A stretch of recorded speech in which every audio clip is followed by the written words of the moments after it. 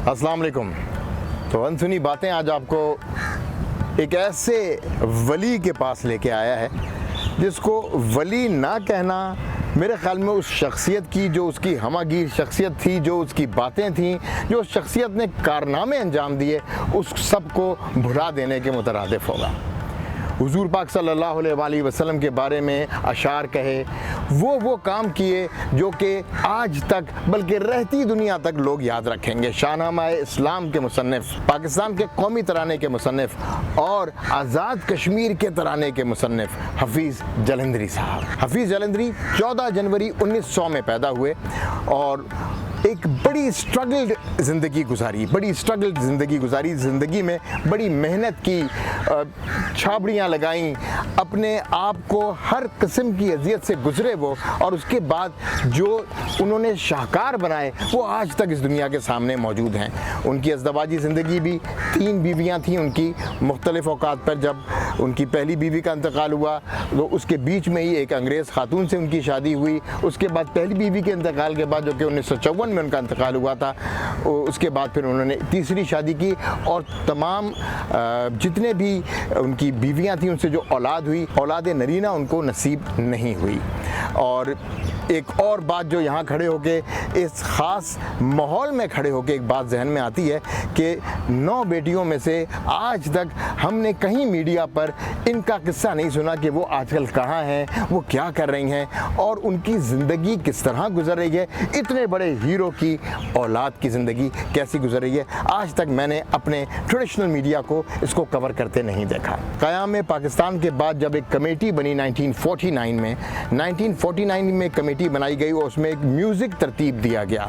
उस म्यूज़िक के हिसाब से बाद में शायरी करनी थी। 723 एंट्रीज आई मुख्तलिफ लोगों ने, उसमें से हफ़ीज़ जलंधरी साहब की शायरी बाकायदा सेलेक्ट की गई और उस पर पहली मरतबा तराना उस म्यूज़िक पे, जो कि 1949 में कमेटी ने तरतीब की थी।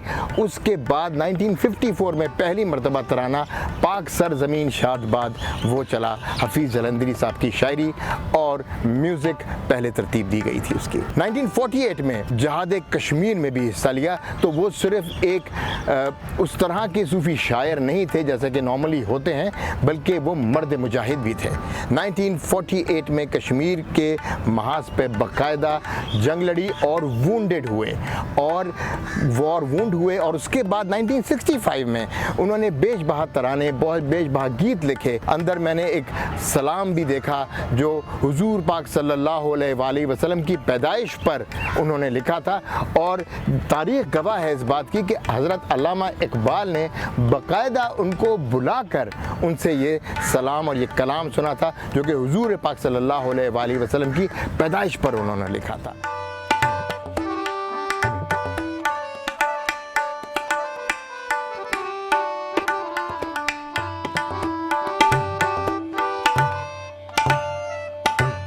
हफ़ीज़ जलंधरी साहब एक दरवेश सिफत इंसान थे और ये तस्वीर जो अब मैं इस व्लॉग में साथ लगा रहा हूँ, ये इस बात का अलल ऐलान इस बात को बताती है कि वो किस तरह अपनी ज़िंदगी गुजारते थे। पहले भी आपको मैंने बताया शुरू में कि बड़ी स्ट्रगल ज़िंदगी गुजारी उन्होंने और कभी भी बहुत बड़े ओहदों की कोई उन्होंने ख्वाहिश जाहिर नहीं की और ना ही उनको बड़े ओहदों की तरफ माइल किया गया। और एक सलाम जिसका मैंने जिक्र किया था, वो सलाम यहाँ पर कुंदा है और बहुत खूबसूरती से इस सलाम को यहाँ पर, जहाँ हफ़ीज़ जलंधरी साहब की कब्र मुबारक है, वहाँ पे लिख दिया गया है कि सलाम ए आमना के लाल, ए महबूब सुबहानी, सलाम ए फ़ख्र मौजूदात, फ़ख्र नू इंसानी, सलाम ए ज़िल्ले रहमानी, सलाम ए नूर यज़दानी, तेरा नक्श कदम है ज़िंदगी की लौहे परेशानी। वाह, क्या खूबसूरत बातें हैं। कितने खूबसूरत अंदाज से नबी पाक सल्लल्लाहु अलैहि वसल्लम के ऊपर इन्होंने एक सलाम भेजा, उनकी पैदाइश के ऊपर ही बातचीत की। और यही वो कलाम है जिसको अल्लामा इकबाल ने खुद बुला के उनसे सुना।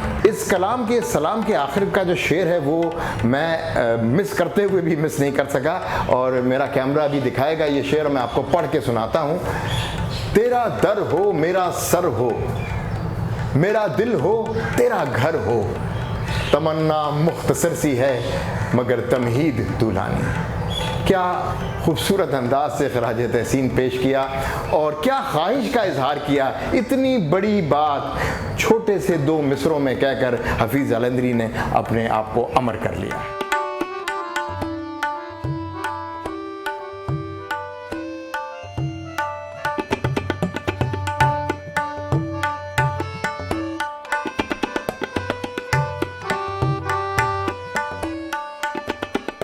ज़िंदगी और मौत के बाद हफीज़ जलंधरी साहब की ज़िंदगी में और उनकी कब्र की ज़िंदगी में भी कोई ख़ास फ़र्क महसूस नहीं हुआ। सुनसान सा है, लेकिन एक बात अच्छी लगी जो दिल से कहूँगा, साफ़ सुथरा माहौल था यहाँ पर और कोई गंदगी नहीं थी। अच्छा लगा कि हम अपनी एटलीस्ट जब वो अपने कब्र की ज़िंदगी गुजार रहे हैं तो कम से कम हम उस जगह की सफाई रखते हैं और बेहतर तरीके से उसको इन तमाम चीज़ों को महफूज किया हुआ है। लाइटर पार्ट में आपको बताऊँगा कि एक किस्सा बड़ा मशहूर है हफीज़ जलंधरी साहब का कि वो एक दुकान पर खड़े थे, कहीं सौदा सलफ खरीद रहे थे, तो दुकानदार शायद उनको नहीं पहचाना और यकीनन नहीं पहचाना होगा। हम लोग अपने हीरोज़ को ना पहले जानते थे ना आज इतना जानते हैं, इसीलिए आपको ये अनसुनी बातें लेके चलाऊं ताकि आप अपने हीरोज़ को पहचान सकें। दुकानदार ने कहा कि जी से उन्होंने कहा हफीज़ जलंधरी साहब ने कि मैंने जी कौमी तराना लिखा है। तो उसने हल्का सा रिलाया कि अच्छा ठीक है। कि जी मैं शाहनामा इस्लाम का मुसन्निफ़ हूँ। उसने फिर इतना ज़ोर से सारे ला दिया, लेकिन उसमें कोई गर्म जोशी नहीं थी। तो आखिर में उन्होंने कहा जी मैं हफीज़ जलंधरी हूँ। उसने उठा, उसने जनाब उसको जफ़ी पा ली हफीज़ जलंधरी साहब को, और साथ जो जुमला कहा वो सुनने वाला है कि तुसी भी जलंधर दे हो। मतलब हमारे यहाँ जो कंसेप्ट है हीरोज़ को पहचानने का वो शुरू से नहीं था, लेकिन एक चीज़ जो बड़ी स्ट्रांग थी, बॉन्डेज बिटवीन ज़ात पात एंड ऑल दैट, कि जलंधर के हैं, अमृतसर के हैं, और वो कंसेप्ट अभी भी चल रहा है। किसी हद तक अच्छा है, अपने कबाइल से करीब रहना चाहिए, लेकिन ज़ात पात में और इन चीज़ों से बाहर निकलने के लिए पाकिस्तान में और इंडिया में और तमाम बर सग़ीर में सूफिया कराम ने बड़ा काम किया है और उन कामों को भी जहन में रखना चाहिए। हफीज़ जलंधरी इसकी एक रोशन मिसाल है।